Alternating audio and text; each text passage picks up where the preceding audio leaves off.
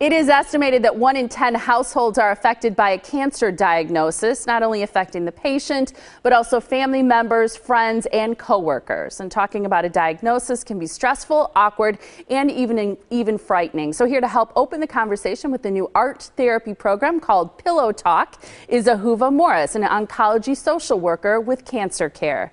Nice to have you. Thank you so much for joining us.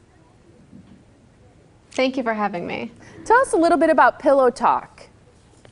The Pillow Talk program was initiated through a collaboration between CancerCare and Bayer, and the purpose of the program is to help facilitate conversations amongst families with children when there's been a cancer diagnosis. And so what the kit includes is a blank pillow, markers to decorate it with, a pouch for photos and messages, as well as tips on how to communicate with children. The kit's available completely free of charge to anyone nationally affected by cancer. And how do you explain the ways that it can really help families cope during difficult times? The Pillow Talk kit is a practical way that parents can address cancer with their children.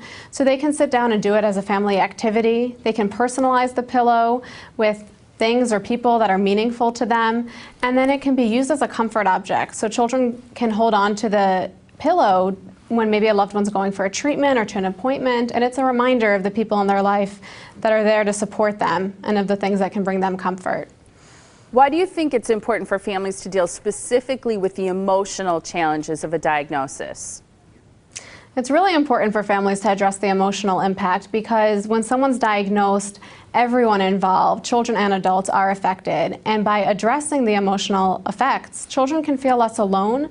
They can feel more secure knowing that there are people they can turn to with their feelings or questions, as opposed to having to deal with those feelings alone. And then maybe those feelings coming out by way of them acting out or just feeling isolated. And for people facing a cancer diagnosis, what do you want them to know about your program? I'd like to let people know that the response we've had to the program has been extremely positive. Families have reported that the activity has helped their family open up about cancer, about their children talking about their feelings, and we've actually run out of the initial 5,000 kits and are now launching this on a wider scale, offering 25,000 kits. So I would encourage families to visit cancercare.org so that they can order their free kit and learn about CancerCare's other services. I think it's wonderful because it's such an overwhelming thing to have happen to a family, and it's great to have very practical, kind of like a step-by-step guide on how to handle it and how to talk about it. Exactly, that's what it's meant to be. Many parents avoid the topic because they're overwhelmed, but this is a concrete way for them to address this important topic. Thank you so much for joining us. We appreciate your time and sharing details about the program as well. Thank you for having me. To get more information about Pillow Talk, go to cancercare.org.